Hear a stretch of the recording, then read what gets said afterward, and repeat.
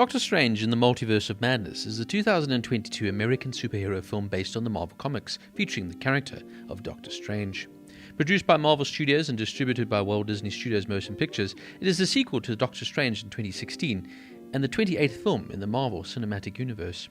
The film was directed by Sam Raimi, written by Michael Waldron, and stars Benedict Cumberbatch as Stephen Strange alongside Elizabeth Olsen, Chiwetel Ejiofor, Benedict Wong, Xochitl Gomez, Michael Stuhlbarg, and Rachel McAdams. In the film, Strange protects America Chavez, played here by Gomez, a teenager capable of traveling the multiverse, from Wanda Maximoff, played by Olsen. Doctor Strange director and co-writer Scott Derrickson had plans for the sequel by October 2016. He signed to return as director in December 2018 when Cumberbatch was confirmed for the return. The film's title was announced in July 2019 along with Olsen's involvement, while Jade Haley Bartlett was hired to write the film that in October. Derrickson stepped down as director in January 2020, citing creative differences, with Waldron and Raimi joining the next month and starting over. They added elements of the horror genre that Raimi had worked with previously and made Maximoff the villain of the film, continuing her story from the series WandaVision made in 2021. Filming began in November 2020 in London, but was put on hold during January 2021 due to the COVID-19 pandemic. Production resumed by March 2021 and concluded in mid-April of that year in Somerset. Shooting also occurred in Surrey and Los Angeles. Doctor Strange in the Multiverse of Madness premiered at the Dolby Theatre in Hollywood on May 2nd, 2022, and was released to the United States on May 6th of that year, as part of Phase 4 of the MCU film franchise. The film stars Benedict Cumberbatch as Dr. Stephen Strange, a neurosurgeon who became the master of the mystic arts following a career-ending car accident. Writer Michael Waldron said Strange was at the height of his powers in this film, and compared the character to Indiana Jones as a hero who could take a punch, but with the intellect of a chef. He saw Strange as a great adventure hero who just liked to watch kick ass. Director Sam Raimi explained that Strange begins the film believing that he should be making all the decisions, but must learn to let go a little bit and trust in others. Cumberbatch also portrays 3 alternative versions of the character: a version who dies at the beginning of the film and wears a costume inspired by Matt Fraction's 2011 Defenders comic book series, the former Sorcerer Supreme of Earth 838 who founded the Illuminati, and a version who has been corrupted by the Darkhold. Elizabeth Olsen as Wanda Maximoff, or Scarlet Witch, a former Avenger gone rogue who can harness chaos magic and engage in telepathy and telekinesis, an alternate reality. The film continues Maximoff's ownership of what makes her unique and the accountability of her own life's experiences that began in the series WandaVision, including use of an accent that is more true to her Sokovian heritage after some of the previous MCU films had moved her to a more Americanized version. Olsen wanted to ensure Maximoff's role in the film honored the events of the series, requesting some adjustments to the film to ensure that it involved the character rather than repeating moments from WandaVision.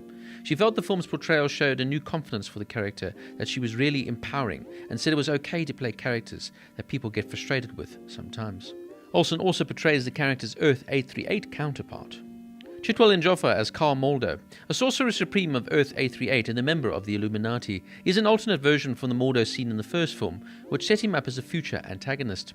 This version does not appear in the sequel because he did not fit into the story, with Waldron explaining that they were focused on the Earth 838 version of the character and felt it was more exciting to leave the Earth 616 version for another day.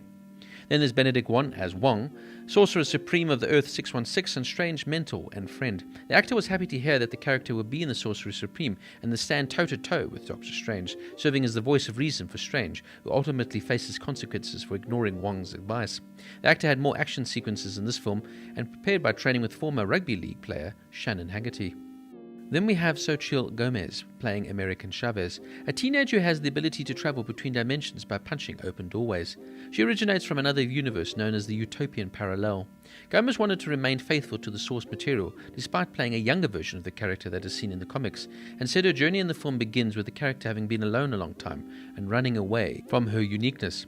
Chavez has to embrace her abilities and learn to trust in others by the end of the film. Marvel Studios had been looking for the right film to introduce the character for a long time before settling on the Multiverse of Madness. Michael Stuhlbarg as Nicodemus West, a surgeon and former colleague of Strange. Stuhlbarg was planned to portray his Earth 838 counterpart as well, but was only able to film one scene, that's the original version, due to the scheduling conflicts. The Earth 838 version would have worked for the Illuminati, with the protagonist finding his head after he was killed by Maximoff off-screen, similar to the death of Samuel L. Jackson's Ray Arnold in Jurassic Park in 1993.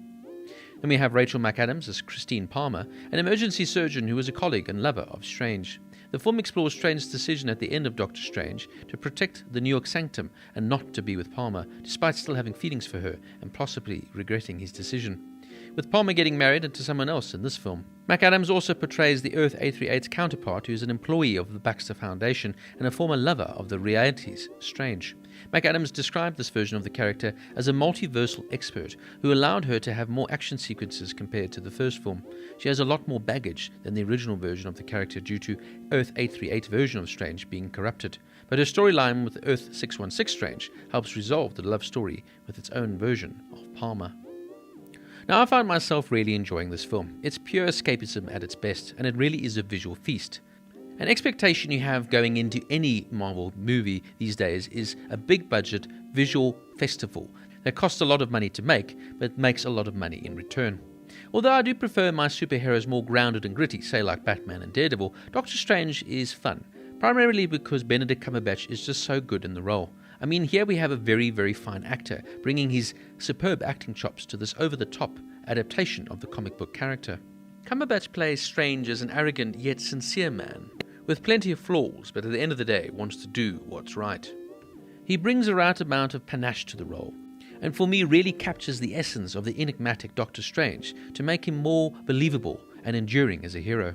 I've always enjoyed Elizabeth Olsen as Wanda Maximoff too, and I thought her take on this MCU character is fantastic, particularly in the WandaVision series. It was a surprising show for me. It started off quite confusing, and I even thought to myself, am I really watching a Marvel series? But as the show developed and went on, it really became quite a fantastic show, and added even more layers to this already fascinating character. She plays the character with an authentic intensity and passion. She fundamentally has a good side to her, but through the various actions of what's happened to her in her life, she has got this selfish aspect to her personality, which makes her ruthless, dangerous, and very, very unpredictable at times. And in this film, it plays to that side of her, that she just wants happiness for herself and will go about any means to do this. The story can be somewhat convoluted and overbloated at times, but you kind of just have to sit back and relax and get taken on the ride. Bringing Sam Raimi in as a director for this film was a great choice. I've always been a big fan of his, particularly his original Spider-Man takes, and his new vision is a welcome addition to the MCU universe. I particularly loved the cameos from Josh Krasinski playing Mr. Fantastic, but particularly seeing Patrick Stewart back as Professor X, and I hope finally we will see the X-Men incorporated into the greater MCU universe. Rachel McAdams is fine in the role and does what she has to do, probably a little bit more, like she said, action sequences in this film. And newcomer Xochitl Gomez is adequate in her role. There were some smolchy scenes in the film I probably could have done without, but overall this is a fun, visually spectacular roller coaster ride of a film with an albeit exceptionally complicated story. I even sometimes think, how do these guys come up with this stuff? What are they smoking? But ultimately, since the Avengers Endgame, the MCU hasn't been quite as luring as it was to me before. I can't say I really love the addition of the multiverse, as for me sometimes it kind of feels like it's an easy way out for the writers, because if any character's been written off, well, you'll just have another version of him in another realm. And the stories can be quite bloated and over the top, basically, and now this is really going into the land of complete and utter fantasy, with multiple realms, lives, and alternate versions of characters appearing everywhere, so it can get a bit confusing and perplexing at times. But this film tries to do its best to just try and bring some sort of reality to this show. And for me, it really is this performance of Cumberbatch that brings it all together and ties it up beautifully. Once again, this was a fun, easy film. Don't go in expecting a dialogue-heavy classic. It's just about escapism at the end of the day, and that's what it provides you with. Good, old-fashioned entertainment. Doctor Strange and the Multiverse of Madness gets a 7.5 out of 10.